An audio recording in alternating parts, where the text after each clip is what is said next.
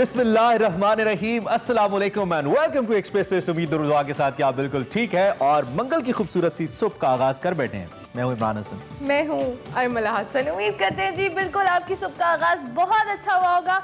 आज मुझे देख के लग रहा था सुबह के सर्दी ज़्यादा है, लेकिन एक्चुअली मेरे इतने अच्छे अच्छे नहीं, ज़्यादा कपड़े पहनने का पर्पस ये था। Actually she wants to listen कि इनकी तारीफ की जाए तो आप कर दीजिए, बिल्कुल कर सकते हैं। क्योंकि इन्होंने सुबह मुझे आते हुए क्रिटिसाइज किया कि आज क्या बर्फबारी हो रही है, मतलब मेरा दिल कर रहा था पहनने का तो मैंने पहन लिया। नहीं, वैसे अगर 5-6 दिन पहले होता तो ज्यादा अच्छा था, चूंकि फोगी थोड़ा चल रहा था, लेकिन अब तो नहीं है, अब तो सनी चल रहा है। But it's okay, you know, आपका भी जो दिल करे आप पहन सकते हैं। बहुत सारे लोग इस चीज को लेकर बहुत कॉन्शियस होते हैं, आपको पता है। और अक्सर मियां और बीवी में सुबह आर्ग्यूमेंट इस बात होता है क्योंकि बीवियां ज्यादा टाइम लगा रही होती हैं। मैं जानना चाहती हूं इनको कैसे पता है, इसलिए कि I have seen so many couples. वो कहते हैं ना, घोड़ी कभी चढ़े नहीं लेकिन चढ़ते देखा है। लेकिन बहुत सारे कपल्स में आर्गुमेंट होते हैं इस बात पे कि बीवियां बहुत ज्यादा टाइम लगाती हैं मेकअप में, तैयार होने में, और उसकी बुनियादी वजह ये होती है कि उनको पता नहीं चल रहा होता कि पहनना क्या है। रात भी बहुत ज्यादा टाइम लगाते हैं तैयार होने में। वैसे ये पता है, वो बिल्कुल ऐसी सही कह रही हैं आप, लेकिन मैंने ये बात इसलिए भी की है कि आपको पता है आज वर्किंग वुमेन डे है पाकिस्तान के अंदर, और आपका दिन है वैसे वर्किंग वुमेन डे है। वर्किंग वुमेन का दिन है, इस हवाले से हमने एक स्पेशल सेगमेंट प्लान किया है, वो हम आपसे जरूर कंडक्ट करेंगे। उसके साथ साथ जी पोल बताना है। बिल्कुल, पोल में हम आज महंगाई के हवाले से बात करें, आज पॉलिटिक्स डिस्कस नहीं करेंगे। सो क्या इस वक्त जो महंगाई के हवाले से इकदाम हुकूमत कर रही है उससे आप मुतमईन है, उससे महंगाई कम हो पाएगी? इस सारी सूरत हाल के ऊपर ओवरऑल एक सिनेरियो हमने आपके सामने रखा है। व्हाट्सएप नंबर आपके सामने, तो इस पर ज़ारे ख्याल कीजिए, हमें बताइए आप मुतमईन हैं या नहीं। आप मुतमईन है वैसे जो हुकूमत इकदाम करी है? पता नहीं, पता नहीं वाली कैटेगरी में आते हैं। लेकिन स्टिल हम इस हवाले से शो में प्रॉपर डिस्कशन करेंगे, लेकिन आगाज करेंगे हम आज की हेडलाइन से। सेनेट इलेक्शन, ऑपोजिशन का दोहरा मयार। नैब कानून में तरमीम की शक्ल में ऑपोजिशन ने एनआरओ मांगा। वजीर आजम: लॉन्ग मार्च तो होना ही होना है। चले, पीडीएम फैसला करेगा, पीडीएम फैसला करेगा कि कब होगा लॉन्ग मार्च, कैसे होगा लॉन्ग मार्च। ये पीडीएम का कार्ड है, वो अपना कार्ड अपने मर्जी के मुताबिक खेलेंगे। लॉन्ग मार्च हर सूरत होगा। इस्लामाबाद पहुंचकर हुकूमत से इस्तीफे छीन कर लेंगे। बिलावल भुट्टो जरदारी। कोरोना वबा हर गुजरते दिन के साथ मुहलिक, मजीद कई जिंदगियों के चिराग गुल। आज पाकिस्तान में मुलाजमत पेशा खवातीन के हुकूक का कौमी दिन मनाया जा रहा है। ऐसी कौन सी 7 निशानियां हैं जो इंसान में जहानत की निशानदेही करती हैं? जानने के लिए देख लाहौर के मशहूर चटखारेदार गोलगप्पे और लड्डू पीठी। जी, हेडलाइंस आपने जानी, सेगमेंट्स तो हैं ही, लेकिन मौसम की सूरत हाल की बात करेंगे। आज हम आगाज करेंगे मौसम की सूरत हाल। 4 सदा का मौसम बताएंगे आपको। मैक्सिमम जो यहाँ पे टेम्परेचर रहने वाला है वो है 22, जबकि मिनिमम होगा 4। जबकि चिन्योट के मौसम की बात की जाए तो ज्यादा से ज्यादा दर्जा हरारत 23, जबकि कम से कम 6 रहने। आपको पता है 4 सदा में चपली कबाब बहुत अच्छे मिलते हैं एक जगह से। अगर आप कभी खैबर पख्तूनख्वा में, खैर खाने लोगों को इतना एक्सपोजर इधर के लोगों को नहीं है, लेकिन बहुत कमाल के खाने हैं। खैर बात करेंगे किसी दिन, आगे बढ़ लेते हैं हम और थोड़ा सा आगे मालाकंड की बात कर लेते हैं। बहुत ही खूबसूरत इलाका है मालाकंड का, जहाँ पे ज्यादा से ज्यादा टेम्परेचर 22 डिग्री जबकि कम से कम 7 डिग्री सेंटीग्रेड रहने वाला है। और उसके साथ साथ क्वेटा वंस अगेन ज्यादा से ज्यादा 12, कम से कम 3 degree centigrade. As usual cold है, और ये पूरी वेव इस वक्त जो सर्दी की है वो पूरे मुल्क में जारी है। बहुत सारे इलाकों में जो खासतौर पे नॉर्दर्न एरियाज है वहाँ पे इस वक्त स्नोफॉल का सिलसिला भी जारी है। रोजाना हम ये बात इसलिए बताते हैं क्योंकि खासतौर पे अगर किसी भी वीकेंड का प्लान हो तो लोग शुरू कर देते हैं पहले प्लान करना, 5-6 दिन पहले प्लानिंग शुरू हो जाती है, कब जाना है, कैसे जाना है। सो आपने स्नोफॉल फैक्टर और फोग फैक्टर दोनों मद्देनजर रखने हैं। अब आपकी जो व्हीकल है उसको मद्देनजर रखना है कि क्या आपको तंग ना करे गाड़ी जाते हुए, अरेंजमेंट के साथ जाना है। लाहौर के एयर क्वालिटी इंडेक्स की भी मैं साथ साथ बता दूं 351, जो कि मेन पॉल्यूटेंट है, तो लाहौर के रहने वाले लोग जो हैं इस हवाले से एहतियात लाजमी करें। मास्क लाजमी। मैंने आज वैसे मैं ये भी देख रहा था क्योंकि ठंड बहुत ज्यादा, और उसमें जो बाइक पे लोग जा रहे होते हैं मास्क बड़ा हेल्प आउट करता है उनको। इससे आप नॉर्मल फ्लू से भी आप महफूज रह सकते हैं। बड़ी खबर पे जाना है हमने। जी बिल्कुल, बड़ी खबर।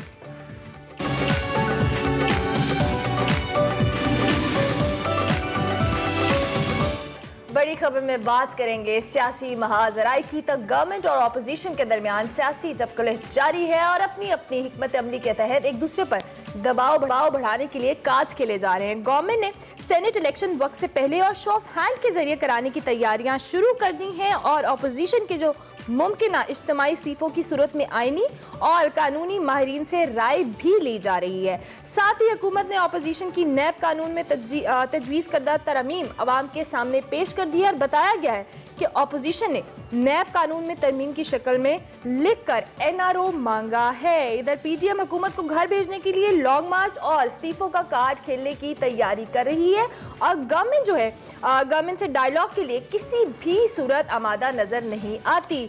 नून लीग के बाद अगर बात की जाए जेयूआई की भी, वो भी अंदरूनी इख्तलाफात का शिकार हो गई है। हाफिज हुसैन अहमद के बाद मौलाना शरारी ने मौलाना फजल रहमान पर संगीन इल्जामात भी लगा दिए। अगर मैं इसको कहूं कि news of the hour, news of the week, news of the month तो गलत नहीं होगा, क्योंकि जेयूआई फे जैसी जो जमातें हैं इसमें इंटरनली जो मैकेनिज्म होता है वो बहुत ज़्यादा ट्रस्टेड मैकेनिज्म होता है और ख़ासतौर पर लीडरशिप जो होती है या जो अमीर हैं इस जमात के, उनके ऊपर ट्रस्ट ही बेसिकली ऐसी जमातें जितनी भी हैं पाकिस्तान के अंदर वो उनकी बका की बुनियादी वजह है। और इस तरह की जो डिफरेंसेस सामने आना जेयूआई के अंदर, मुझे लगता है हुकूमत की एक बहुत बड़ी कामयाबी हो सकती है, हुकूमत के लिए एक सेफ रिलीफ हो सकता है कि अगर इस्लामाबाद के अंदर टफ सिचुएशन के अंदर कोई जमात टफ टाइम दे सकती है वहाँ पे सिट इन के लिए, दैट इज जेयूआई। हमें अली नवाज अवान साहब ज्वाइन कर रहे हैं, पाकिस्तान तहरीक इंसाफ के सीनियर रहनुमा हैं, मेंबर पार्लियामेंट हैं। उनसे ज़रा पूछते हैं कि इस वक्त ये सारी सूरत हाल के ऊपर उनकी हुकूमत की पॉलिसी क्या है। अली भाई, thank you very much for joining us early in the morning. एक तो आपको सुबह बखैर, बहुत शुक्रिया आपने हमें ज्वाइन किया।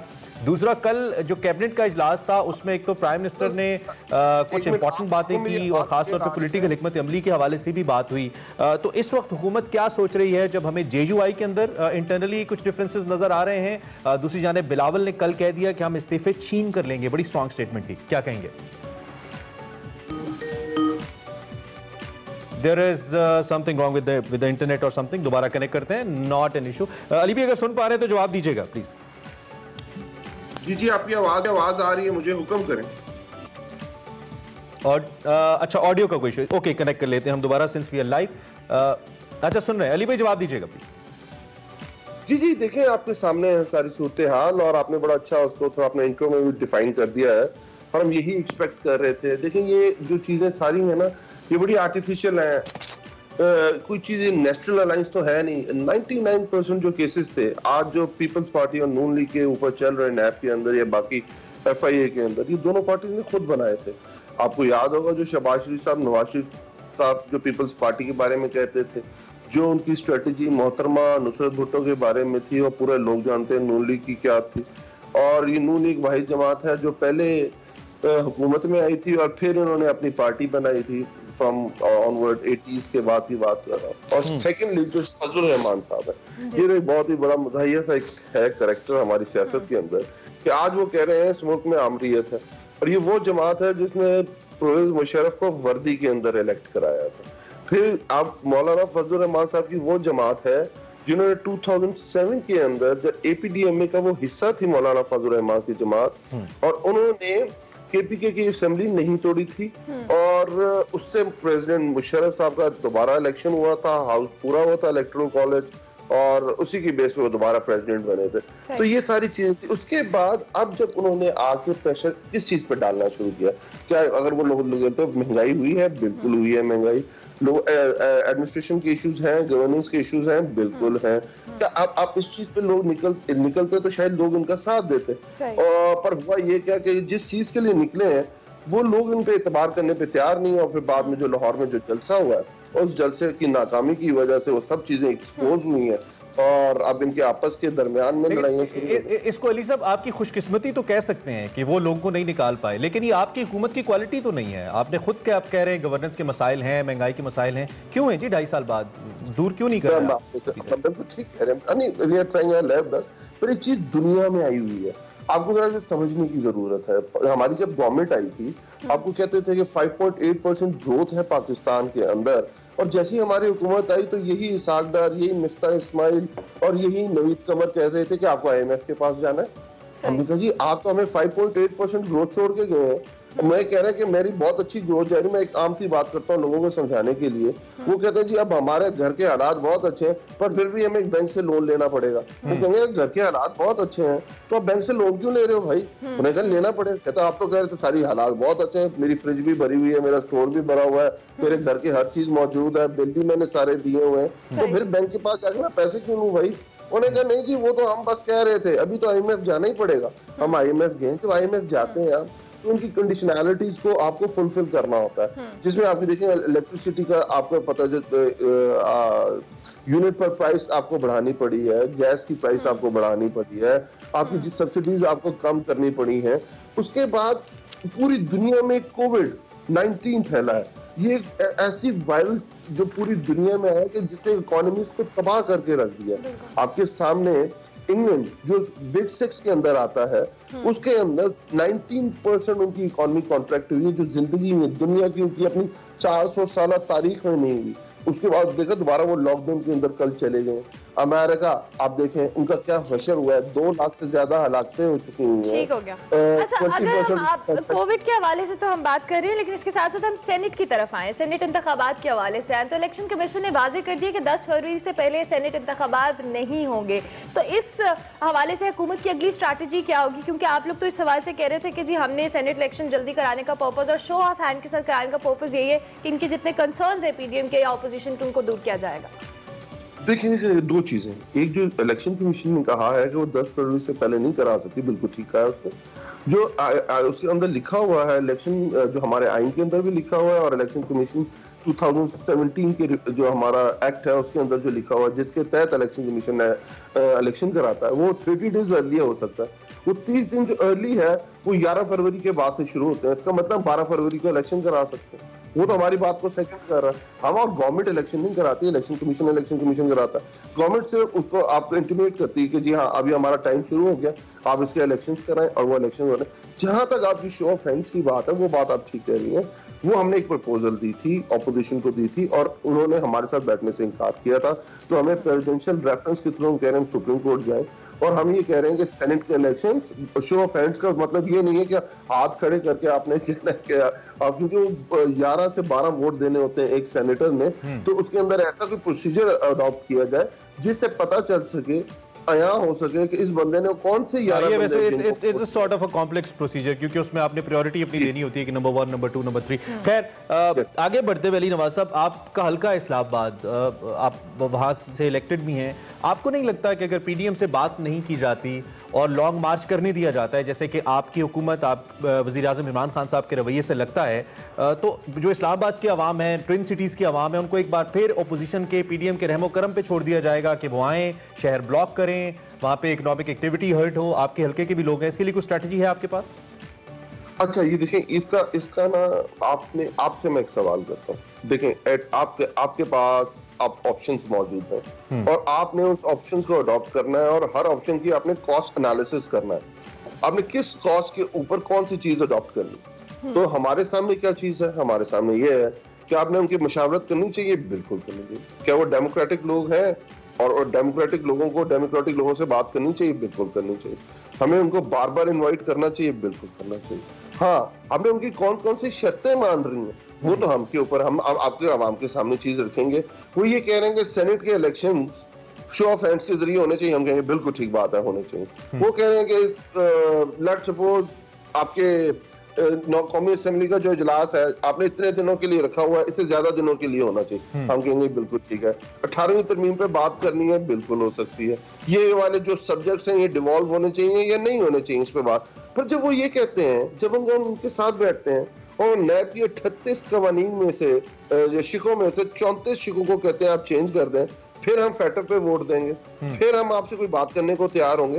तो ये मुल्क अगर 70 साल बाद 30,000 अरब के कर्जे में के नीचे दबा हुआ है, जो इसके इश्यूज हैं, 203 एंटिटीज हैं जो लॉस में है, वो कहते हैं ना हमारी जुबान में कहते हैं कि फिर ना ही समझिए अरे भाई, फिर ना ही समझिए, मतलब बात नहीं हो सकती। क्योंकि उसका तो ऐसी क्या मैं ਤੁਹਾਡੇ ਨਾਲ सवाल करना।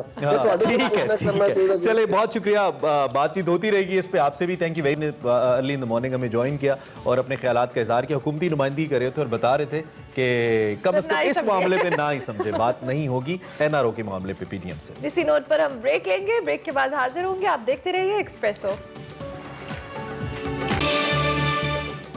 Welcome back to Expresso. हम पहले बात कर रहे थे हुकूमत और अपोजिशन के हवाले से कि सियासी चपकलिश तो जारी है, लेकिन इस सारी सिचुएशन में जो मसाइल नज़रअंदाज हो रहे हैं वो है महंगाई और अवाम। बिल्कुल अवाम और महंगाई के हवाले से बात करें तो इसमें बिल्कुल निगलेक्ट किया जा रहा है। वज़ीर आज़म समेत तमाम वफाकी वज़रा माशी इस्तेकाम के दावे तो कर रहे हैं, लेकिन मुल्क में एक के बाद दूसरा बहरान पैदा होने लगा है। महंगाई के हवाले से बात की जाए तो अरूज पर है।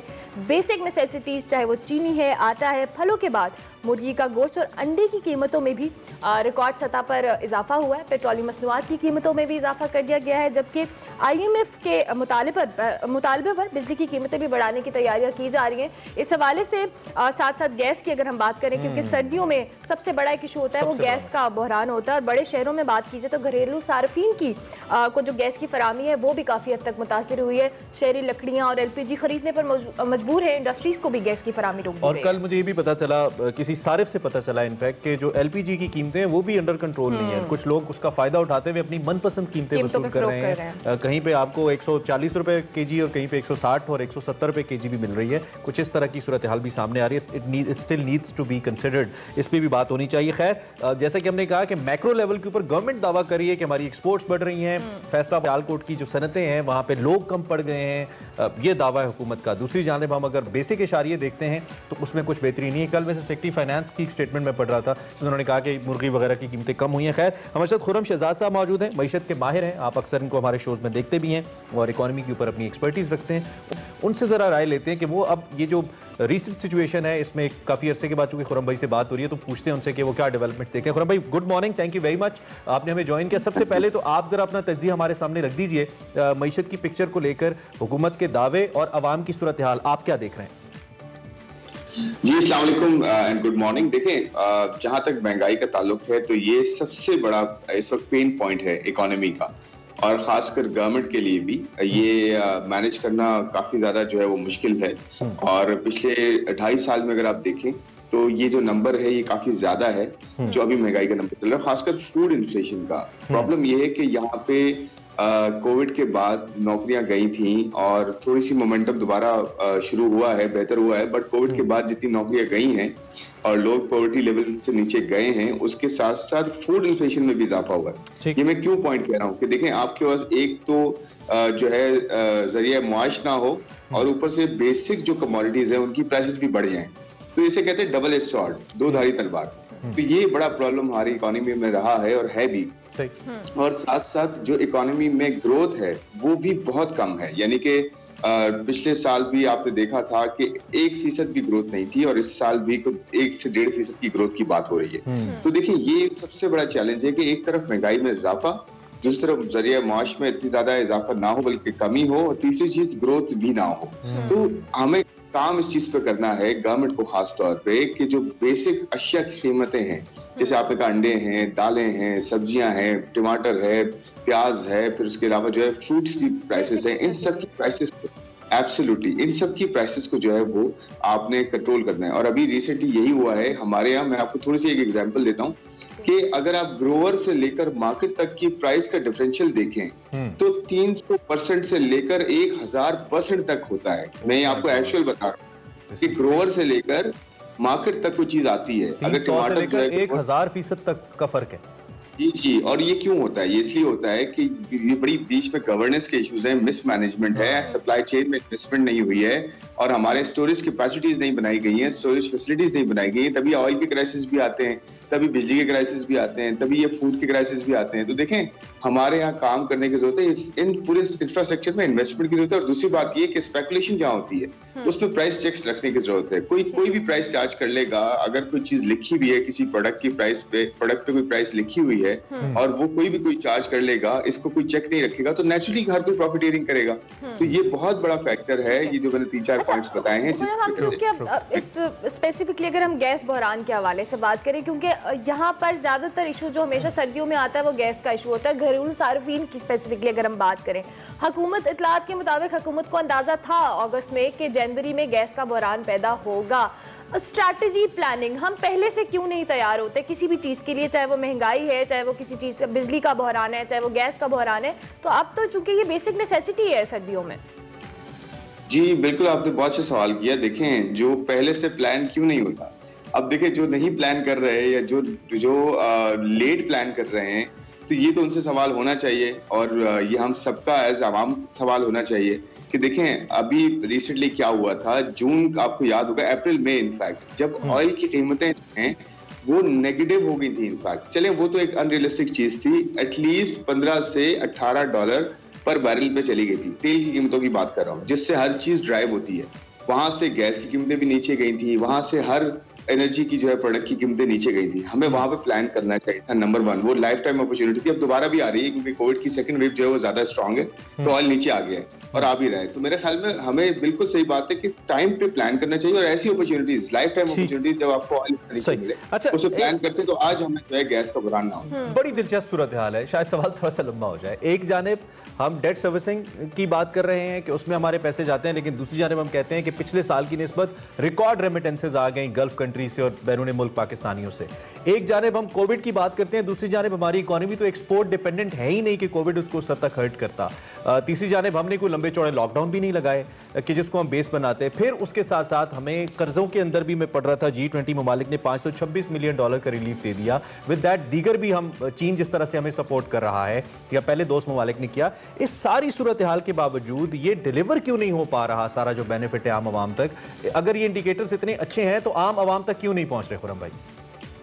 देखिए ये जो है ना, ये स्ट्रक्चरल प्रॉब्लम्स हमारे यहाँ रही हैं और हैं भी। हम करते क्या हैं, मैं बड़ा बेसिक तरीके से समझाने की कोशिश करता हूँ, एक्सप्लेन करने की कोशिश करता हूँ कि हम कर्जा लेते हैं और नॉन प्रोडक्टिव यूज में डाल देते हैं, यानी कि उससे कोई उस कर्जे को सही से इस्तेमाल नहीं कर पाए। पिछले 30-35 सालों से हम कर्जा लेते हैं, कर्जा रीपे कर देते हैं, कर्जा लेते हैं, कर्जा रीपे कर देते हैं। अगर मिसाल के तौर पे आप एक बिजनेस रन कर रहे हैं और आप कर्जा लेते हैं और आपको पता है मैं इसमें एक्सपेंशन करूं, बिजनेस को बढ़ाऊं और मेरे साथ जो लोग हैं उनको रोजगार भी मिले, मुझे भी मिले, मेरी इकोनॉमी को भी फायदा हो, तो फिर समझ में आती है। लेकिन ज्यादातर हमारे यहाँ क्या हो रहा है कि हमारे यहाँ ग्रोथ नहीं है, महंगाई में बहुत ज्यादा इजाफा, इनको कंट्रोल नहीं किया जा पा रहा। तो रिजल्ट ये हो रहा है कि आप जो भी कर्जा ले रहे हैं वो हम ज्यादातर या तो उन्हीं चीजों में डाल रहे हैं जो कि नॉन प्रोडक्टिव हैं, या तो हम गवर्नमेंट का साइज इतना बड़ा है प्रोविंशियल लेवल पे भी, फेडरल लेवल पे भी, और उनके खर्चे इतने ज्यादा हैं कि वो एक्चुअली पैसा इस तरफ जो है वो नीचे आ ही नहीं रहा कि लोगों की वेलफेयर के लिए यूज हो, लोगों की एजुकेशन और हेल्थ के लिए यूज हो। देखिए ये प्रॉब्लम्स हमारे यहाँ हैं कि हम सही प्रोडक्टिव यूज नहीं करते अपने एसेट का, जिसकी वजह से आपकी जो मैं बात समझ पाया हूँ कि मामला गवर्नेंस का ही है। जब तक गवर्नेंस ठीक नहीं करेंगे चीजें ठीक नहीं होंगी। खुर्रम बहुत शुक्रिया, आपने हमें जोरम शहजाद साहब हमारे साथ मौजूद थे, इकोनॉमी एक्सपर्ट, जिनका कहना था कि असल मसला गवर्नेंस का है, जब तक नहीं होगा तब तक मामला हल नहीं होंगे।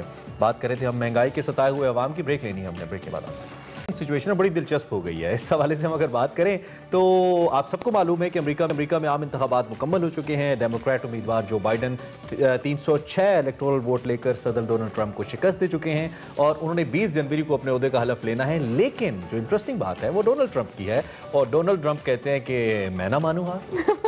बिल्कुल, और वो अपनी शिकस्त मानने को तैयार नहीं है। कभी वो धांधली का दावा करते हैं, कभी वो कहते हैं जी हमारे साथ धांधली हो गई है, बेज़ाब्तियां हुई हैं इलेक्शन के हवाले से। इस सारी दिलचस्प सिचुएशन पे हमारे साथ मौजूद है बिलाल लाखानी, जो कि इंटरनेशनल अफेयर्स के एक्सपर्ट है। Thank you so much Bilal for joining us. हमारी तो मॉर्निंग है ही, तो हम आपको भी गुड मॉर्निंग विश कर देते हैं। I hope you are doing well. Donald Trump की सिचुएशन बड़ी दिलचस्प हो गई है, ये तो वही हिसाब हो गया, ना खेडेंगे ना खेडन देंगे।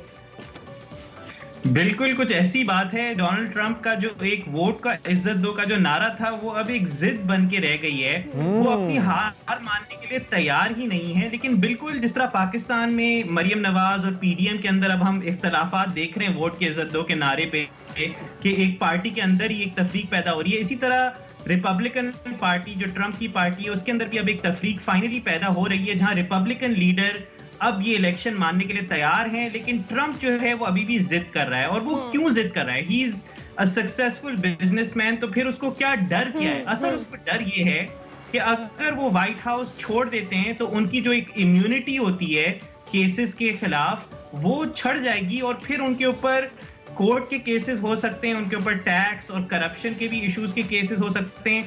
और दिलचस्प बात यह है कि एक उनका अफेयर भी हुआ था एक औरत के साथ जिसका नाम स्टॉर्मी डैनियल्स है, वो एक पॉर्न स्टार थी, वो एक अलग कहानी है। उनको उन्होंने चुप रहने के लिए कुछ पैसे दिए थे, $2 लाख। अब ये भी कोई अनोखी बात नहीं है अमेरिका में, लेकिन मसला ये हो गया है कि वो पैसे जो थे वो कैंपेन की फंडिंग थी।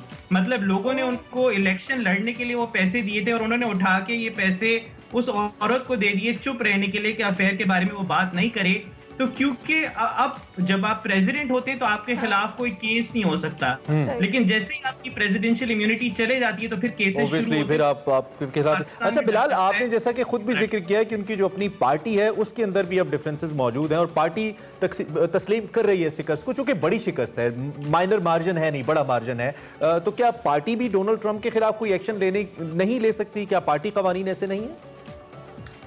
देखें, पार्टी जो है ना वो बहुत डर रही है। बिल्कुल अब आप ये इस तरह की बात है कि आप पाकिस्तान में अगर आप सोचें कि इमरान खान के खिलाफ पीटीआई जो है वो बोलना शुरू हो जाए, या मरियम नवाज या नवाज शरीफ के खिलाफ पार्टी बोलना शुरू हो जाए, बोले कि भाई हम नहीं मानते आपको, ये एक बहुत बड़ी बात है क्योंकि वोटर अभी भी ट्रंप का है। पार्टी तो चले ट्रंप के बाद भी रहेगी, लेकिन वोटर अभी भी ट्रंप का है, तो पार्टी को ट्रंप से डर लगता है। और यही असल में मसला है आजकल अमेरिका में कि जो रिपब्लिकन पार्टी भी पहले भी कह रही थी कि भाई ये क्या मजाक कर रहा है, ये किस क्लाउन को उठा के हमने बिठा दिया सदर। मतलब प्राइवेटली तो वो ये बात कर रहे हैं, लेकिन पब्लिकली वो ये बात नहीं कर सकते क्योंकि जो वोटर है उसको एक इश्क है ट्रंप से। और वो भी एक लंबी कहानी कि वो क्यों है वो इश्क, इसलिए क्योंकि जो रिवायती सियासतदान हैं उन्होंने अमेरिका का बार बार अपने वादे तोड़े हैं, बार बार लोगों और को। बिलाल, इश्क वैसे भी अंधा होता है ना, कहते हैं। अच्छा बिलाल, अब चूंकि हमने डोनाल्ड ट्रंप के हवाले से तो बात कर ली कि उनको व्हाइट हाउस से निकालना बड़ा मुश्किल हुआ है, लेकिन अगर ओवरऑल कोरोना की सिचुएशन की बात करें तो क्या इस वक्त अमेरिका की सिचुएशन है? केसेस तो सुनने में आ रहा है बहुत सारे रिपोर्ट हो रहे हैं, क्या अभी ताजा तरीन जो अपडेट? और जो बाइडेन ने भी कल वैक्सीन लगवाई है, तो इस हवाले से भी जरा हमें बताइए। बिल्कुल बिल्कुल। तो कोई 18 मिलियन केसेस हो चुके हैं अमेरिका के अंदर और 3 लाख से ज्यादा डेथ्स हो चुकी हैं। अब ये नंबर फेंकना तो बहुत आसान काम है, तो मैं आपको इसको विजुलाइज करके बताता हूं कि अगर आप एक जेट प्लेन का क्रैश होता है पाकिस्तान में तो हमें कितना दर्द होता है। जब जुनैद जमशेद का प्लेन का क्रैश होता है इतना दर्द होता है। तो पाकिस्तान में आज तक कोई 60 प्लेन क्रैश हो चुके हैं कोविड-19 की डेथ्स की वजह से, अगर आप लोगों को कंबाइन करें। अमेरिका में 2000 जेट प्लेन्स गिर चुके हैं वर्थ ऑफ कोविड पेशेंट्स। आपको याद रहे 9/11 में 4 जेट प्लेन्स गिरे थे और पूरी दुनिया इधर से उधर हो गई थी। 2000 जेट प्लेन, 3 लाख लोगों की अमवात हो चुकी है अमेरिका में। इतनी बुरी हालात हैं इधर। आईसीयूज के जो बेड्स हैं उनमें कमी पेश आई हुई है। कोई 80% कैपेसिटी फुल है कुछ काउंटीज और कुछ स्टेट्स में less than 1%। So overall it's getting worse। Bilal, मेरे पास बिल्कुल 20 सेकंड्स हैं, आप मुख्तसरन ये बता दीजिएगा, ये जो ट्रंप सिचुएशन क्रिएट कर रहे हैं कोर्ट में जाके, इसका आप बीइंग एन एक्सपर्ट रिजल्ट क्या देख रहे हैं वहां की सियासत को देखते हुए क्विकली? देखिए, इन दी एंड तो ट्रंप को छोड़ना पड़ेगा क्योंकि उनकी कोई कॉन्स्टिट्यूशनल कोई केस तो है नहीं, लेकिन वो बहुत रो के सामने उतरेंगे और सबसे ज्यादा जो वो डेंजरस होंगे वो व्हाइट हाउस छोड़ने के बाद होंगे। जिस तरह अभी मरियम नवाज और बाकी लोग हैं, तब उनका असर डेंजर है। Then he have nothing to lose and nothing holding him back. वो मुझे लगता है कि हम पाकिस्तानी गेम ऑफ थ्रोन्स देख रहे हैं उसका अमेरिकन वर्जन देख रहे हैं। There is something like this. आपका शुक्रिया, थैंक यू वेरी मच। बड़ा क्विकली आपने हमारे क्वेश्चंस को आंसर किया और सम अप भी किया। बिलाल लाखानी हमारे साथ all the way live from Washington DC USA मौजूद थे हमारे साथ। और अभी हमें ब्रेक लेनी है, ब्रेक के बाद हाजिर होंगे और अभी हमारे पास एक सेगमेंट जो हमने आपको दिखाना है, देखते रहिए Expresso. Welcome back to express और अब देखेंगे हम देसी खाना देसी फूड में।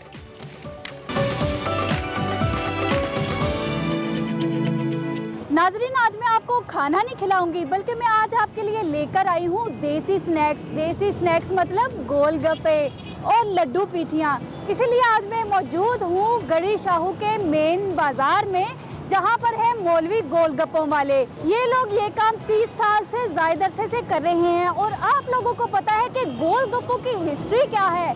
गोलगप्पे इंडिया के शहर मुक्दा, जो आजकल जनूबी बिहार के नाम से जाना जाता है, उधर से हुई और आहिस्ता ही आहिस्ता जनूबी एशिया में खाए जाने लगे। चलिए चलकर देखते हैं ये बनते कैसे हैं।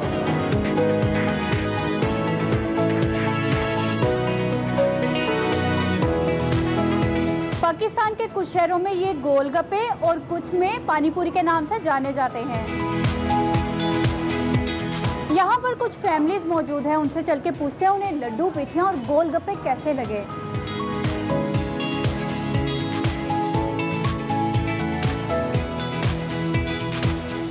अच्छा, अब मुझे बताएं आप कहाँ से आई हैं? बहरिया टाउन से। अच्छा, यहाँ लड्डू खाने के लिए स्पेशली? मैं शॉपिंग के लिए आई थी, तो जब भी यहाँ आते हैं तो ये खाए बगैर हम लोग वापस नहीं जाते। अच्छा, गोलगप्पों का ज़्यादातर मज़ा गर्मियों में आता है या सर्दियों में? दोनों मौसम में। आप मुझे बताइए आप क्या खाने आई हैं यहाँ पे? गोलगप्पे। कहाँ से आई हैं? रोज गार्डन से, कनाल से। अच्छा ठीक है, तो आपको पता है कैसे बनते हैं गोलगप्पे? Yes of course. कैसे बनते हैं? ये आटे की छोटी छोटी गोलियां बना के उससे ये फिर फ्राई करते हैं इसको। आपको गोलगप्पे ज़्यादा गर्मियों में खाने अच्छे लगते हैं या सर्दियों में? जब दिल जाए। गोलगप्पों का खट्टा कैसा लगता है यहाँ? जबरदस्त लगता है, असल में तो उसी को खाने आए होते हैं। अब मुझे बताइए आप कहाँ से आए हैं? मैं मुगलपुरा से आया हूँ। यहाँ पर गोलगप्पे खाने, यहाँ के गोलगप्पे बहुत ज़्यादा मज़ेदार है। ऊपर से आपको पता है सर्दियों का मौसम है, सर्दियों में तो गोलगप्पे खाने का अपना ही मज़ा है। और साथ में इनके पास लड्डू पीटियों वाले भी हैं, वो भी कमाल है। मैं कहता हूँ बहुत आउट क्लास टेस्ट है इनका। आपने क्या ऑर्डर किया था? हमने जो है यहाँ पर गोलगप्पे ऑर्डर किए और उसके बाद ये लड्डू हम खा रहे हैं अभी। आपको पता है ये बनते कैसे हैं? बेसिकली मुझे कोई आइडिया नहीं है और इसको मज़ीद मैं आगे बताना चाहता हूँ कि मैं यहाँ पर रहने वाला नहीं हूँ। मैं हर साल लाहौर में आता हूँ सिर्फ खाना ट्राई करने के लिए। अच्छा। तो मैं जगहें ढूंढता रहता हूँ, तो आज हमारी लिस्ट में ये आ चुका था और अचानक हमने ट्राई किया। तो आप आए कहाँ से हैं? मैं बहरीन में रहता हूँ। अच्छा, तो आप लाहौर से खाना टेस्ट करने के लिए आए हैं? हर साल मैं दिसंबर में सिर्फ खाना टेस्ट करने के लिए आता हूँ।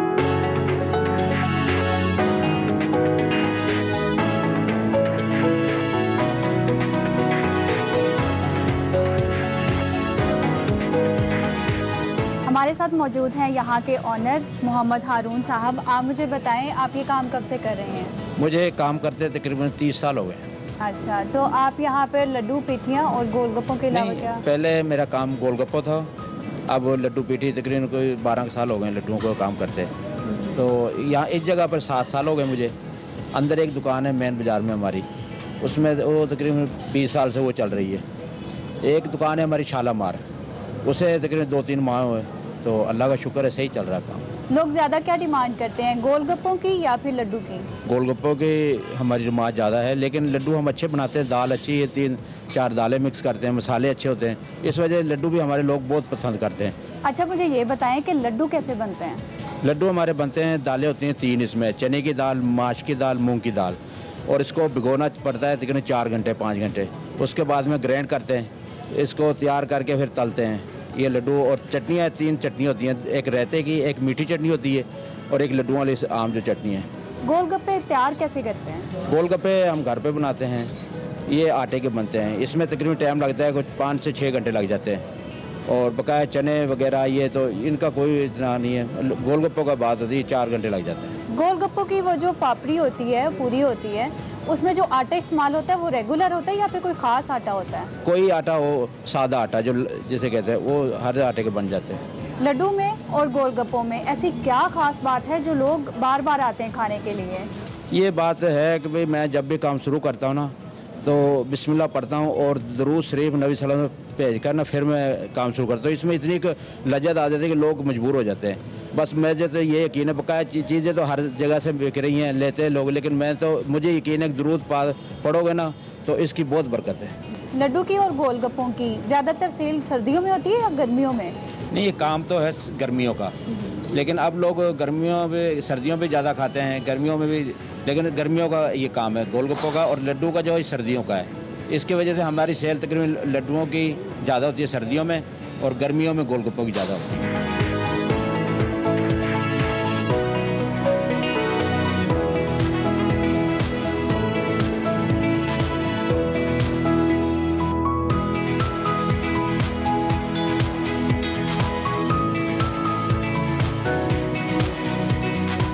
नाजरीन, मेरे लिए गोलगप्पे और लड्डू आ चुके हैं और लड्डू के साथ 3 किस्म की जो चटनी है वो भी दी है इन्होंने। अब ट्राई करती हूँ गर्मा गर्म लड्डू।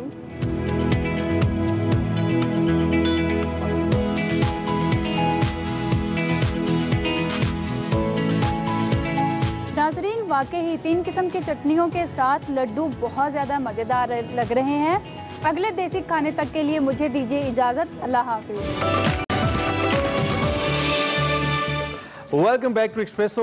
सरप्राइज होने की जरूरत नहीं है क्योंकि बहुत सारे लोग परेशान हो गए। मेरे ज़मला कोई जादू नहीं किया, गायब नहीं हुई है। आज जैसा कि हमने प्रोग्राम के शुरू में बताया था कि इस वर्किंग वुमेन डे और 2010 से इस दिन को डिक्लेयर किया गया था, 22 दिसंबर को मनाया जाता है। So it's a very important day to all the working women. उनकी जो खिदमात हैं उनको उनकी तारीफ करने के लिए, ट्रिब्यूट पेश करने के लिए, उसके साथ साथ एक एहसास जिम्मेदारी भी जगाने के लिए कि कितनी इंपॉर्टेंट है हमारे मुआशरे के लिए। सो अमला has some very important guest with us in the studios. हम उनकी जानिब चलते हैं और देखते हैं इस हवाले से वो क्या बात करिए। Over to you. Thank you so much Imran. और वैसे तो हम ख़वातीन का आलमी दिन 8 मार्च को मनाते हैं, लेकिन आज जो दिन है वो बहुत स्पेशल ख़वातीन के लिए, उन ख़वातीन के लिए जो मर्दों के शाना बशाना काम करती हैं, माशरे की जो कह लें फलाह है, उसकी सोसाइटी की जो बिल्डिंग है उसमें बहुत इंपॉर्टेंट रोल प्ले करती हैं। हम वर्किंग वुमेन के हवाले से बात करें, हम देखते हैं आजकल की फील्ड में हर तरफ औरतें हमें नज़र बराबर के तौर पर काम करती हुई नज़र आती हैं, और ये एक बहुत पॉजिटिव हमारी सोसाइटी का एक इमेज उभर कर सामने आ रहा है कि हम ख़वातीन को भी इक्वली चांसेस देते हैं। लेकिन आज हम बात करेंगे उन ख़वातीन के हवाले से, उन वर्किंग वुमेन के हवाले से जिनको थोड़े बहुत चैलेंजेस का सामना करना पड़ता है। हम जब कहते हैं मेल डोमिनेंट सोसाइटी है, तो किस तरह के चैलेंजेस है जो वर्क प्लेस पर वो फील करती हैं कि उनको फेस करने पड़ते हैं। इसके साथ साथ उनके ख़वातीन के कानून जो हैं उनकी इम्प्लीमेंटेशन, उनके हकूक़ के लिए बात करना, इस सारे पर डिस्कशन करेंगे। हमारे साथ बहुत ही हमारी ज़बरदस्त सी गेस्ट मौजूद हैं जिनसे अपने अपने शोबे में जो कह लें एक इम्पॉर्टेंट रोल प्ले करी हैं, पाकिस्तान का नाम रोशन करी है, एक बहुत पॉजिटिव इमेज लेकर आ रही हैं ख़वातीन का। तो बगैर किसी डिले के हम उनका तारुफ करवाते हैं। हमारे साथ मौजूद हैं बेगम आशफा रियाज फतियाना जो कि वज़ीर वुमेन डेवलपमेंट पंजाब है। Thank you so much madam for joining. और इसके साथ साथ इंस्पेक्टर नाजिया बाकिर हैं जो कि जिनका ताल्लुक ट्रैफिक पुलिस से है, और इसके साथ साथ सोशल एक्टिविस्ट हैं बुशरा खालिक साहिबा। बहुत शुक्रिया आप तीनों का कि आप तीनों आई। और सबसे पहले तो आप सबको हम हैट्स ऑफ करते हैं क्योंकि आप जैसी ख़वातीन जो हैं हम जैसे लोगों को मोटिवेट करती हैं कि हम लोग भी आएँ और मर्दों के साथ मिलकर अपनी सोसाइटी में अपना रोल प्ले करें। मैडम आगाज़ आपसे करूँगी। आप माशाल्लाह इतने अच्छे ओहदे पर फाइज हैं, आप काम करी हैं। जाहिर है जब आपने अपने करियर का स्टार्ट किया होगा कुछ ना कुछ तो चैलेंजेस आपको फेस करने पड़े होंगे।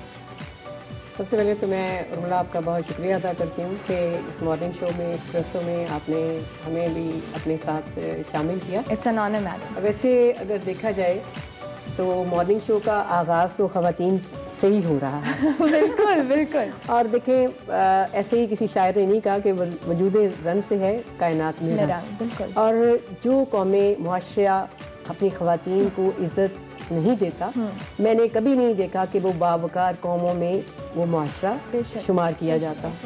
अल्हम्दुलिल्लाह से आपने मेरे करियर के हवाले से और इससे बात की, तो मैं आपको बताऊं क्योंकि ये एक बड़ी आम सी बात है। जैसे लोग कहते हैं कि ये कामयाब मर्द के पीछे एक औरत का हाथ होता है। बिल्कुल। और मैं समझती हूँ कि हर अगर औरत कामयाब है तो उसके पीछे उसकी पूरी फैमिली का हाथ है। अल्हम्दुलिल्लाह से मुझे कोई ऐसे चैलेंजेस खास पेश नहीं आए क्योंकि मुझे भी अपनी फैमिली की बड़ी भरपूर सपोर्ट थी। ठीक है। अच्छा नाज़िया, आपकी जानिब आएंगे। फैमिली सपोर्ट की बात की, क्योंकि आपका पेशा ऐसा है जिसको समझा जाता है ये सिर्फ मर्द हजरात का पेशा है, ट्रैफिक वार्डन हो चाहे कोई भी मामला हो।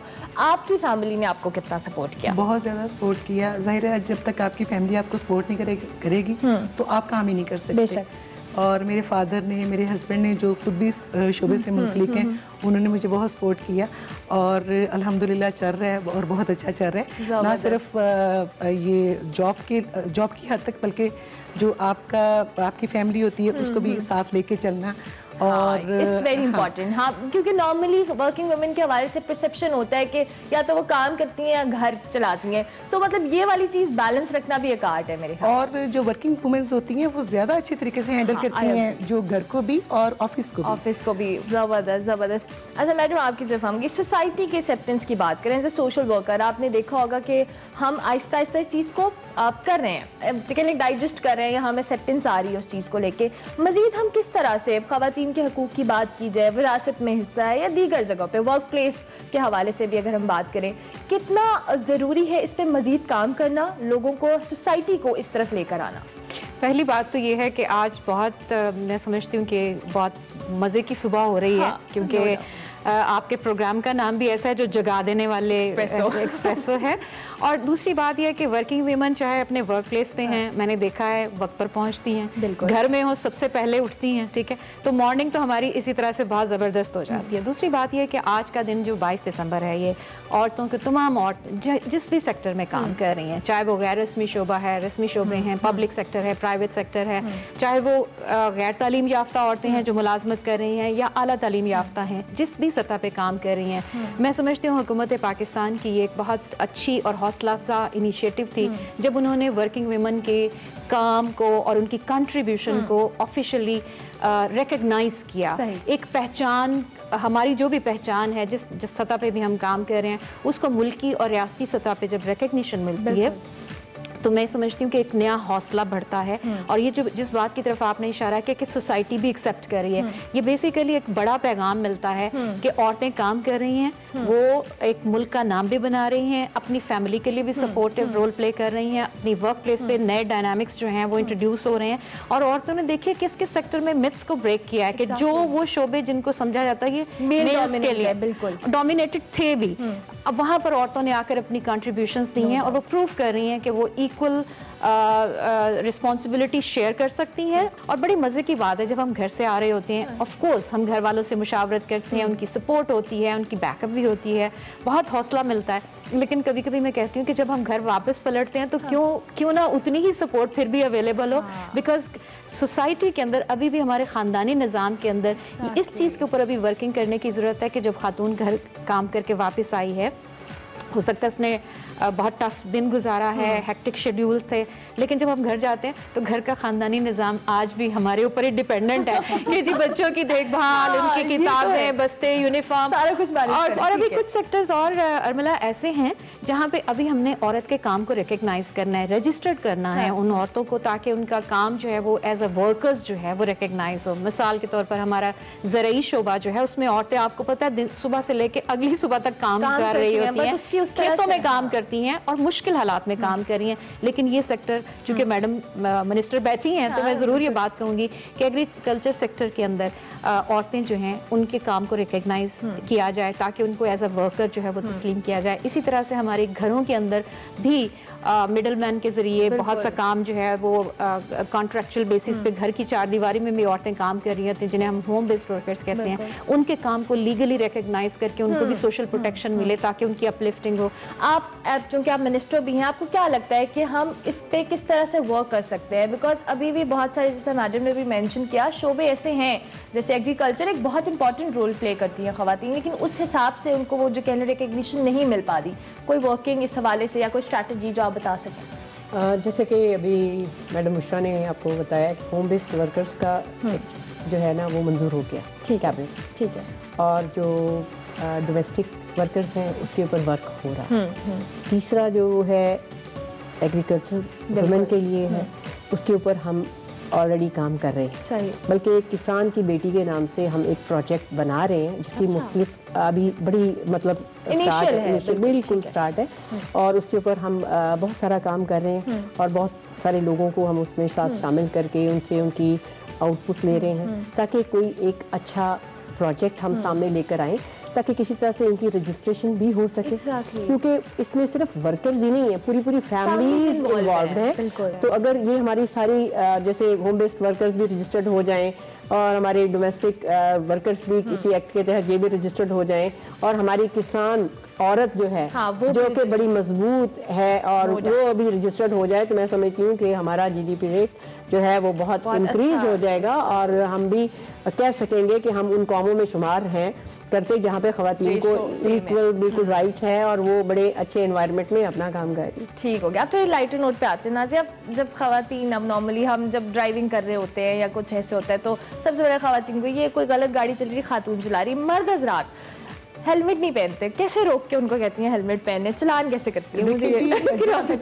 वो बात होती है ना कि खवातीन जो है कि गाड़ी आहिस्ता चल रही है या लेन गलत है, या कहते हैं कि या तो ये कोई बूढ़ा आदमी चला रहा है तो या खातून चला रही है। लेकिन मैं हमेशा कहती हूँ कि खवातीन जो है वो हमेशा मुख्तार ड्राइवर होती हैं। ठीक है ना, रूल्स के मुताबिक गाड़ी चलाती है। ये वार्निंग कह रही है। अगर स्पीड लिमिट जो है वो 60 है तो वो 60 पे ही जाएंगी, ठीक है ना, वो 100 क्रॉस नहीं करेंगे, ठीक है ना। अगर वो बिलफर्ज उन्होंने फर्स्ट लेन इस्तेमाल करी तो फर्स्ट लेन इस्तेमाल करेंगी, ठीक है ना।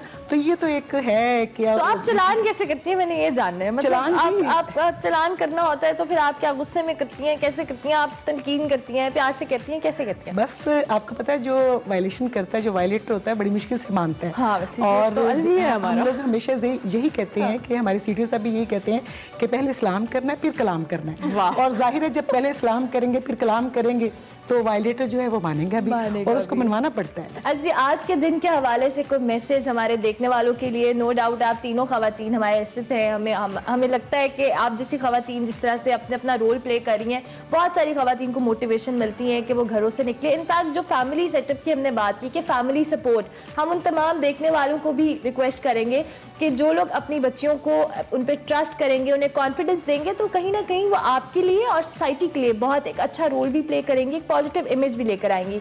आज के दिन के हवाले से कोई मैसेज हमारे देखने वालों के लिए? मैं आज के दिन के हवाले से मैसेज देना चाहूँगी कि जब खातून बच्ची जिस रिश्ते से भी जुड़ी हुई है, घर से या माशरे में, जब वो बावकार होकर कॉन्फिडेंस के साथ बाहर आती है तो बड़ी बाहिम्मत होती है। और वो इकबाल का वो शाहीन होती है कि शाहीन, इकबाल ने कहीं अपनी शायरी में ये नहीं कहा कि वो मेल शाहीन था, वो फीमेल शाहीन भी है उसमें।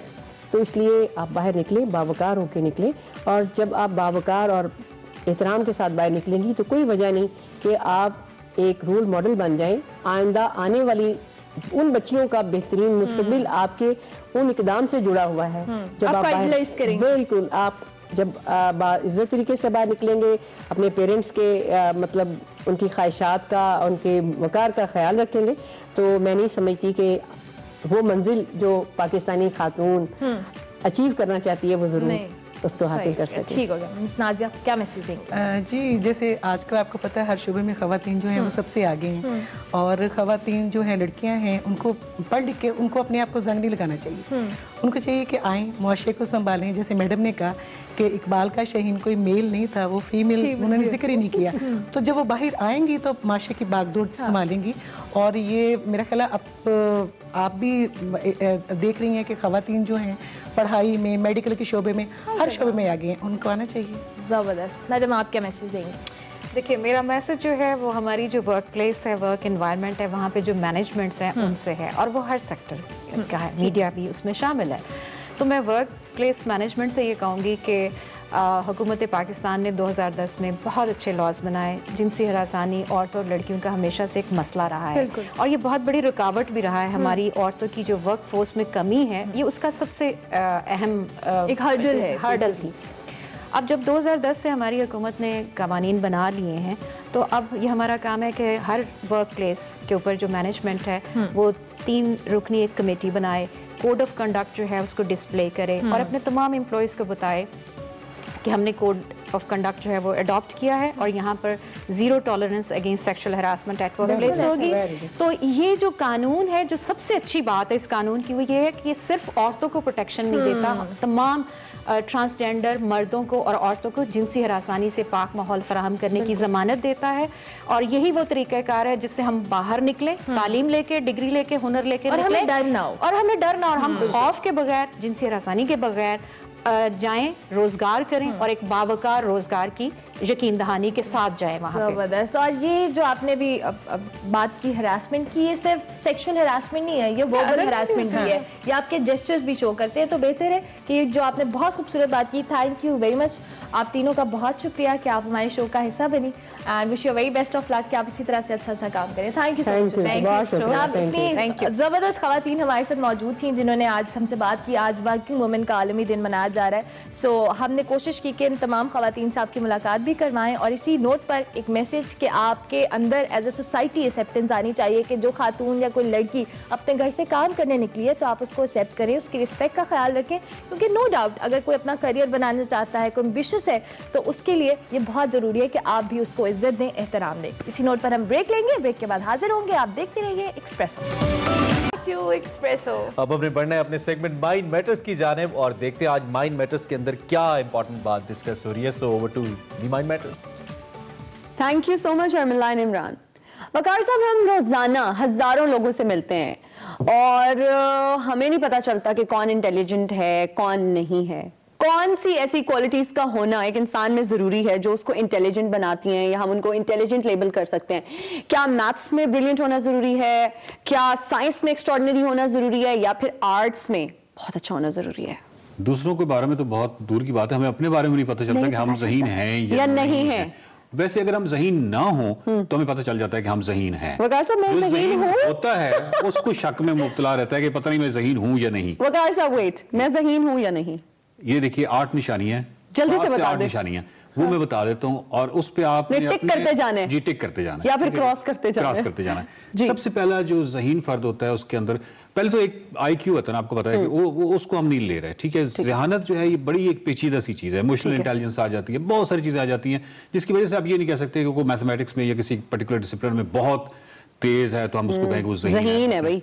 ज़हानत जो है उसको उसकी पैमाइश जो नहीं फिलोसॉफिकली या बहुत सारी चीज़ें उसमें कंसिडर करनी पड़ती है। नंबर 1 सेंस ऑफ ह्यूमर, हिस्से मिजाह। ठीक हो गया जी। अच्छा, ये बहुत ही मतलब एक बुनियादी ज़हानत की अलामत। उसकी वजह क्या है कि जो लतीफ़े होते हैं यानी उनको क्रैक करना, क्रैकिंग किसी को 2 साल बाद समझ आती है वो ज़हीन नहीं है। एग्जैक्टली, क्योंकि जो लतीफ़ा होता है इसको जो क्रैक करना होता है ये बड़ा एक पेचीदा अमल होता है, क्योंकि इसके अंदर कल्चरल कॉनोटेशन बहुत सारी चीजें ऐसी होती हैं जो वो जब तक आप अपनी जमीन को, अपने कल्चर को, अपनी जुबान को नहीं करेंगे, उन तमाम चीजों को फुली तरह एब्जॉर्ब नहीं करेंगे, फुली एब्जॉर्ब नहीं करते तो उस वक्त तक आप उसको क्रैक नहीं कर सकते लतीफ़े। ये एक बहुत अच्छा डिफेंस मैकेनिज्म है। बुरे वक्तों में आपको ये एक मुदाफ़त फराहम करता है, एक दिफाई निज़ाम है समझे, तो ये बहुत अच्छी चीज़ है। हंस के कोई बात को टाल दिया। एग्जैक्टली।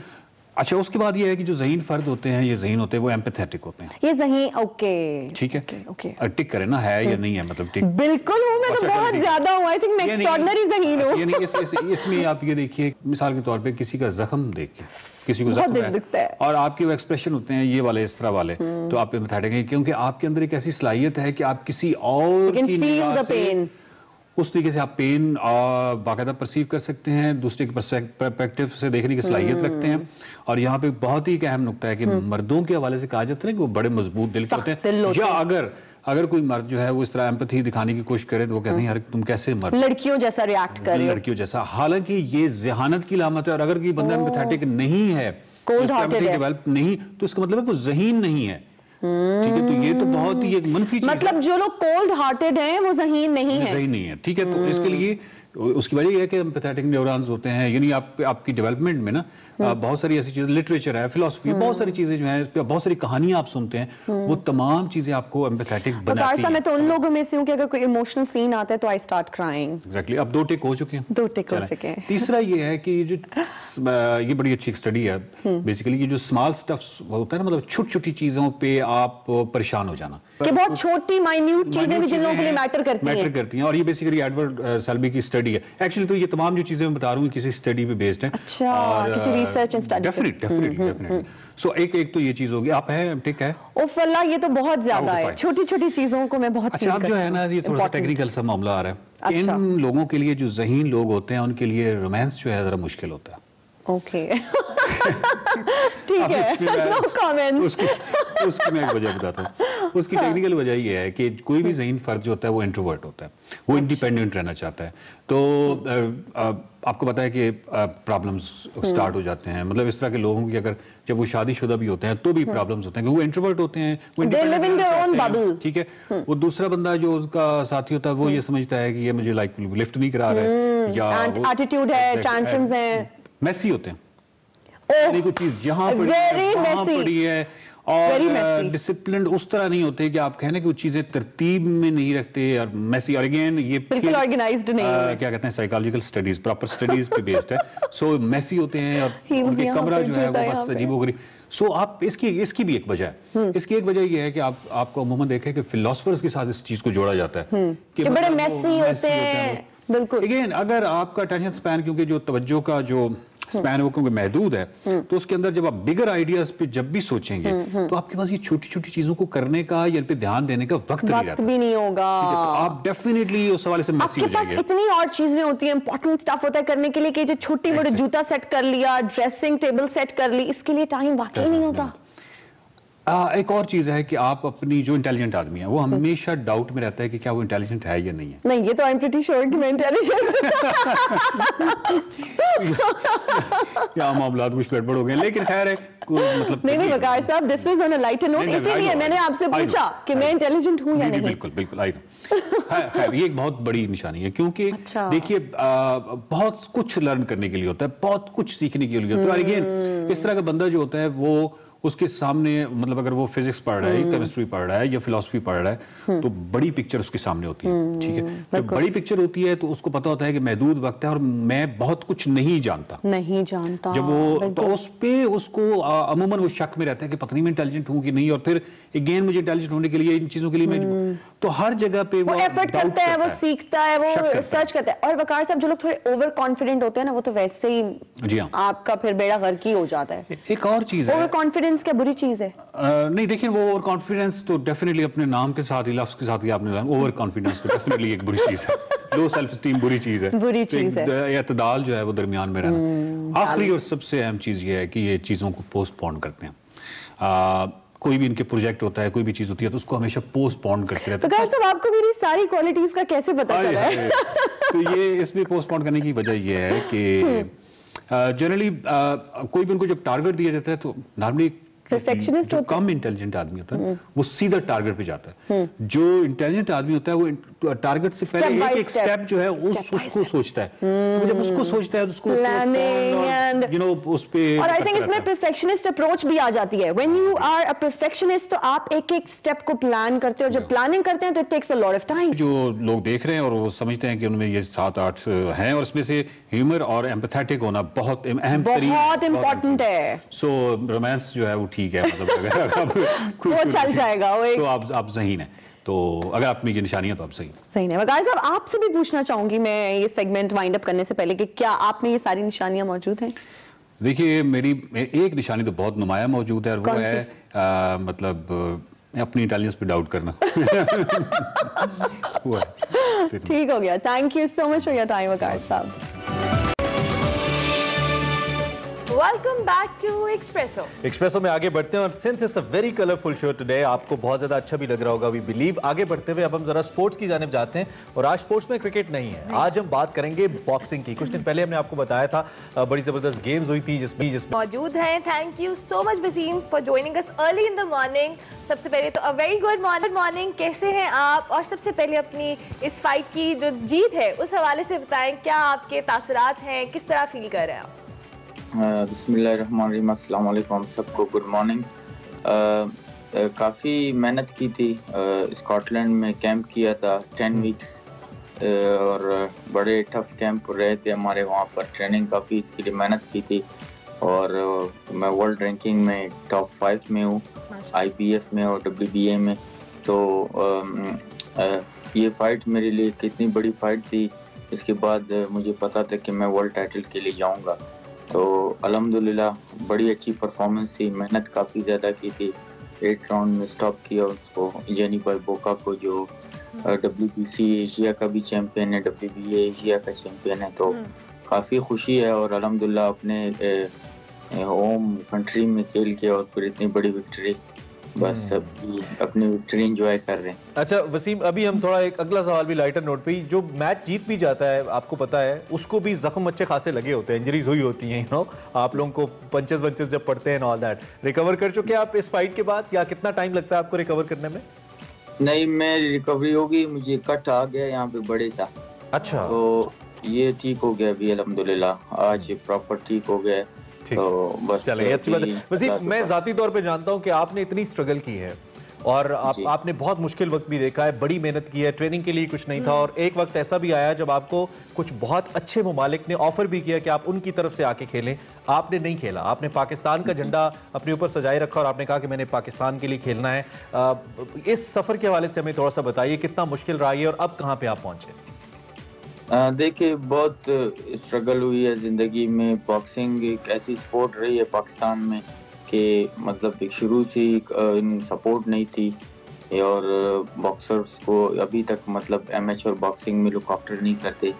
मतलब मैं पाकिस्तान बॉक्सिंग फेडरेशन से, पाकिस्तान गवर्नमेंट से मैं मतलब ये रिक्वेस्ट करता हूँ कि हमारी जो एमेच्योर बॉक्सिंग है उसको लुक आफ्टर करे, ताकि मेरी तरह और भी बड़े अच्छे, मुझसे भी बड़े अच्छे बॉक्सर पाकिस्तान में अभी भी है, लेकिन उनके पास कोई प्लेटफॉर्म नहीं है, उनके पास फैसिलिटीज़ नहीं है, उनके पास जिम नहीं है। तो इस वजह से हमारी बॉक्सिंग काफ़ी नीचे जा रही। जैसे आपको पता होगा कि हमारी बॉक्सिंग 90s में से लेके 2002-3 तक काफ़ी अच्छी रही है, क्योंकि हमारे पास एशियन गेम्स के गोल्ड मेडल, कॉमनवेल्थ के गोल्ड मेडल और ओलंपिक के ब्रॉन्ज मेडल, हुसैन शाह साहब आप उनको देखें तो जितने भी फैसिलिटीज़ बॉक्सरों को उस टाइम में मिली थी, क्योंकि वो प्रोफेसर चौधरी अनवर साहब जो थे वो आइबा के प्रेसिडेंट थे वर्ल्ड बॉक्सिंग के, तो उन्होंने अपने तरफ से काफ़ी कोशिश की थी, लेकिन उसके बाद जब उसकी डेथ हो गई 2008 में, उसके बाद हमारी बॉक्सिंग काफ़ी नीचे आई है। तो हमारी बॉक्सिंग को मतलब पाकिस्तान में उस तरह सपोर्ट नहीं है जिस तरह दूसरे कंट्रीज वसीम, में। आपको क्या लगता है क्यों उस तरह से सपोर्ट नहीं किया जाता? क्योंकि आपने भी अगर अपने करियर के हवाले से, आपके करियर से हवाले से बात करें तो आपने भी इस तरह के बहुत सारे मसाइल फेस किए हैं, चाहे वो ट्रेनिंग्स के हवाले से हो, फंडिंग के हवाले से हो। सो आपको क्या लगता है गवर्नमेंट को किस साइड पे ज़्यादा फेडरेशन स्ट्रॉन्ग करने की ज़रूरत है? आप जिस तरह से अभी आमिर खान ने यहाँ पर एक बॉक्सिंग का एक प्रॉपर सेटअप स्टार्ट किया है, इस तरह के मजीद सेटअप गवर्नमेंट की जो कह लें सुपरविजन में होने चाहिए, क्या सजेशंस हैं आपके पास? देखिए मतलब आमिर खान ने इतना मतलब बड़ा काम किया और उसके जो आमिर खान प्रमोशन है उन्होंने बहुत इतनी बड़ी इवेंट कराई, और उन्होंने मतलब जो मेरी मैनेजमेंट कंपनी वो दुनिया की सबसे बड़ी मैनेजमेंट बॉक्सिंग कंपनी है MTK ग्लोबल, उनको यहाँ पे बुलाया, वो यहाँ पर आए, उन्होंने यहाँ पे देखा, उन्होंने कहा कि हम यहाँ पर इवेंट कराना चाहते हैं बड़े बड़े, हम भी कराना चाहते हैं, लेकिन हमें अगर गवर्नमेंट की तरफ से मतलब अच्छा सपोर्ट मिले, गवर्नमेंट की तरफ से अच्छा मतलब हमें फोकस करे, ताकि हम भी आके पूरी दुनिया से बॉक्सर लेके आए। गवर्नमेंट क्या कर सकती है? आपको अगर कोई गवर्नमेंट ऑफिशियल्स देख रहे हैं, गवर्नमेंट बॉक्सिंग के लिए क्या एक महंगा खेल है? क्या सिर्फ बॉक्सिंग रिंग्स बना देना काफ़ी होगा?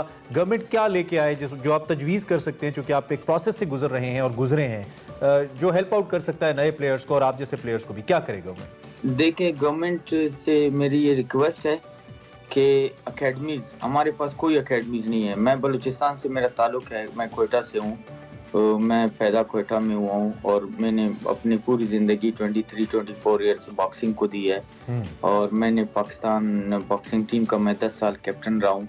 मैंने बहुत ज़्यादा अपने कंट्री के लिए मैंने मेडल जीते, इंटरनेशनल 12 इंटरनेशनल मेडल्स हैं मेरे। वर्ल्ड बॉक्सिंग काउंसिल WBC का फ्लाईवेट का चैंपियन रहा हूँ, 2016 में नंबर 1 रहा, 2018 तक अभी भी नंबर टॉप 3 में हूँ IBF में।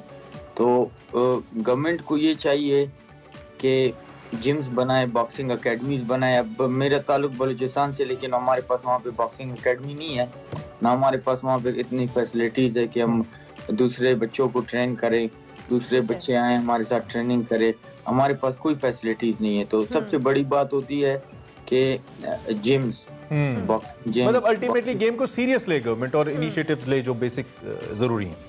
जी बिल्कुल, मतलब ये है कि अगर आपके पास जिम होगा तो बच्चे आएंगे ट्रेनिंग करेंगे, तो फिर बॉक्सर्स बनेंगे वहाँ। ठीक है। अच्छा वसीम, चूंकि हम आपके जो भी मैसेज आप गवर्नमेंट ऑफिशियल्स को दे रहे हैं आपके फैंस के लिए, बेसिकली यहाँ पर जैसे जैसे बॉक्सिंग का रुझान दोबारा से आ रहा है, लोगों का इंटरेस्ट भी डेवलप हो रहा है, और स्पेशली यंगस्टर्स का। आप अब बाकायदा तौर पर बच्चे ट्रेनिंग्स वगैरह जिम्स में ले रहे हैं बॉक्सिंग के हवाले से, अपने फैंस को क्या मैसेज देंगे आप?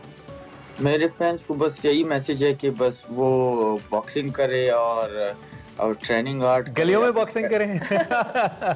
जी डेंजरस नहीं, मतलब बच्चों का ही मैं कह रहा हूँ, यानी यंगस्टर्स जितने भी हैं अपने फैमिली, अपने माँ बाप को रिस्पेक्ट करें और उनका ख्याल रखे। और अच्छा वसीम, मेरा एक सवाल है, मतलब मैं जानना चाहती हूँ कि जो डाइट प्लान होता है बेसिकली जो स्पोर्ट्समैन का होता है, मुझे लगता है boxing is a very game of strength, तो इसमें आपकी डाइट प्लान और ये सारी चीज़ें बड़ी मैटर करती हैं। सो हम आपसे जानना चाहते हैं आपका बेसिकली डाइट प्लान क्या है? मेरा डाइट प्लान, मेरा न्यूट्रिशन है स्टीवन फ्लॉयड आइलैंड का है। मैं ग्लासगो में ही होता हूँ, मेरी ट्रेनिंग सारा ट्रेनिंग कैंप, और मैं ग्लासगो MTK ग्लोबल के जो सबसे बड़े मैनेजमेंट कंपनी का जो जिम है वहाँ पे मैं करता हूँ। तो स्टीवन फ्लॉयड मेरा जो है वो न्यूट्रिशन है, वो मुझे रोज़ाना मतलब एक लिस्ट भेजता है जिसमें खाना है, मतलब ब्रेकफास्ट है, लंच है, डिनर है, वो सारा है, तो फिर वो मैं खुद बनाता हूँ। तो it means it's you are suppose very much calculated, आपको बहुत कैलकुलेटेड होके चलना पड़ता है, तो उसके बगैर होता नहीं है। शायद हमारा राब्ता मुनक़ता हुआ वसीम से, अभी है हमारे साथ वसीम। अच्छा Wasim, if you can hear me, हम चूंकि गेम को तो डिस्कस कर ही रहे हैं, डेस्टिनेशन क्या आपकी, यू आर 33 नाउ, इस गेम के अंदर एज बहुत मैटर करती है, वेट बहुत मैटर करता है, each and every single calculation boxing में आई नो बहुत मैटर करती है, वेट को लेकर, एज को लेकर। क्या डेस्टिनेशन है, कहाँ तक पहुँचना चाहते हैं, किस हद तक आपके प्लान्स हैं? अल्हम्दुलिल्लाह मेरी परफॉर्मेंस से मेरी जो मैनेजमेंट कंपनी MTK वो काफ़ी मुतासिर है, और उनके जो टॉप जो 5 वर्ल्ड चैंपियंस हैं उनमें मेरा नाम भी है। तो ट्रेनिंग मतलब एज का जो है वो मेरे लिए सिर्फ नंबर्स हैं, मैं वो एज पर वो नहीं करता, तो वो एक नंबर्स है मेरे लिए। तो जो फ्लॉयड मेवेदर आपको पता है कि दुनिया के बेस्ट फाइटर रहे, लेकिन वो जब वो पीक पे थे वो 38 के थे। वसीम, किसको हराना किसको है, जिसको देखते हैं आप स्क्रीन के ऊपर खेलते हुए, आप कहते हैं इसको हराना है मैंने? मेरी वर्ल्ड टाइटल हुई थी 2018 में, वो मैं जीता था 100%, मतलब आप फाइट भी YouTube पे है, आप देख सकते हैं। बिल्कुल, तो बिल्कुल मेरे साथ मतलब वहाँ पे थोड़ा सा पॉइंट्स में मेरे साथ थोड़े से उन्होंने बेईमानी वगैरह की, तो वो फाइट मुझे मिला नहीं 1 पॉइंट से, तो वो ड्रॉ भी हो रहा था, लेकिन उन्होंने उसके फेवर में दी क्योंकि वो 3 टाइम वर्ल्ड चैंपियन था। उसका भी अफ्रीकन है, मरुति मतलानी, तो मैं रीमैच उनसे चाहता हूँ, वो रीमैच मेरा एक्सेप्ट नहीं कर रहा। तो being Baloch, he cannot accept it कि मैं जीत रहा था, you know, I couldn't win. Well, Wasim, it's amazing. और आपकी थोड़ा पर्सनल या फैमिली लाइफ के हवाले से भी एक क्वेश्चन, फैमिली लाइफ आपकी क्या है, कैसी गुजर रही है, मुस्तकबिल के क्या इरादे हैं फैमिली लाइफ को लेकर? बस फैमिली लाइफ इंशाल्लाह फुली बहुत जल्द मैं भी शादी हो मेरी, और मैं भी बहुत सारी फीमेल फैंस उदास हो जाएंगी, है ना? So Wasim, it's great to have you in our show. आप हमारा प्राइड हैं एज यूजुअल, जब भी हम आपसे बात करते हैं बहुत अच्छा लगता है, और यकीनी तौर पे बहुत मुश्किल सफर है जो आपने, शायद आप ही समझ सकते हैं कि वो कितना मुश्किल था, लेकिन still hard work pays off, और अभी आप पाकिस्तान को रिप्रेजेंट कर रहे हैं। It's an honour, thank you so much for joining and we wish you very best of luck, और रीमैच का इंतजार हमें भी रहेगा। जी बिल्कुल, और उन्होंने कहा जी वो मेरे साथ ज्यादती हुई थी, अब मैं चाहता हूँ रीमैच हो। यूजुअली प्लेयर्स आगे देखते हैं, लेकिन ये कह रहे हैं कि उसको हरा के आगे जाऊंगा। This is what you call a real Pakistani spirit. Mohammad Wasim हमारे साथ मौजूद थे, जिन्होंने, मैंने आपको बताया, 2014 के अंदर Asian games and Commonwealth games and south Asian games, और कहां कहां पाकिस्तान को रिप्रेजेंट नहीं किया। हम चाहते हैं कि इनका नाम बहुत ऊपर जाए और पाकिस्तान का नाम। हमने आपको खबर भी दे दिया, शादी भी करने वाले हैं वो। ब्रेक ले ले, ब्रेक लेंगे तो बनती है, ब्रेक लेते हैं, ब्रेक के बाद आते हैं बैक टू एक्सप्रेस। और अब बात करेंगे बशीर अहमद बलोच साहब की। दहशतगर्दी का जवा मर्जी से मुकाबला करने वाले साबिक सीनियर सूबाई वजीर बशीर अहमद बलोच की आज 8वीं बरसी बनाई जा रही है।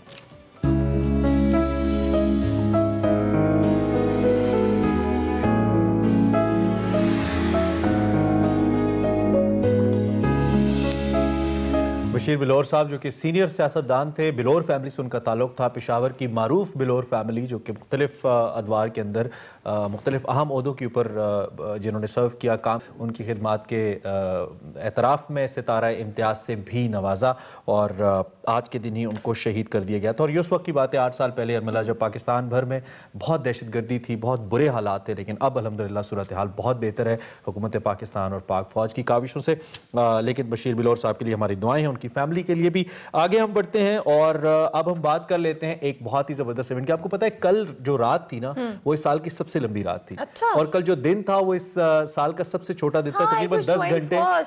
एग्जैक्टली। और इसी मौके के ऊपर जब भी ऐसा मौका आता है, 21 दिसंबर कल ये ऐसा हुआ, तो जो बल्तिस्तान के बासी हैं वो हर साल इसको नए तिब्ती साल के तौर पर मनाते हैं और इसको खुशामदीद कहते हैं। इसे जश्न मैफंग कहा जाता है। बिल्कुल। सो जीबी में हम बहुत ज्यादा देखे जाते हैं, we know, we really love this festival, आइंदा आपने हमें जरूर इनवाइट करना है, हम आएंगे इंशाल्लाह। टाइम बहुत कम है। पोल के रिजल्ट्स, पोल हमने रखा था, क्या आप हुकूमती पॉलिसियों के हवाले से मुतमईन है? महंगाई के हवाले से जो हुकूमत ने पॉलिसियां बनाई है, 68% लोग कहते हैं नहीं हम मुतमईन नहीं है, 26% कहते हैं हाँ, जबकि 6% कहते हैं पता नहीं।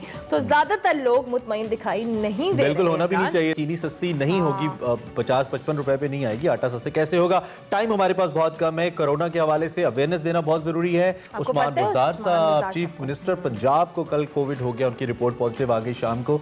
इस तरह बहुत सी शख्सियात, असद उमर साहब ऑलरेडी क्वारंटीन के अंदर है, सो बी वेरी केयरफुल एंड एहतियात कीजिए। आपसे हम इजाजत लेंगे, आपसे हमारी मुलाकात होगी कल। फीडबैक के लिए as usual social media handles है, वहां में फीडबैक दे। कल तक के लिए हमारी तरफ से अल्लाह हाफ़िज़।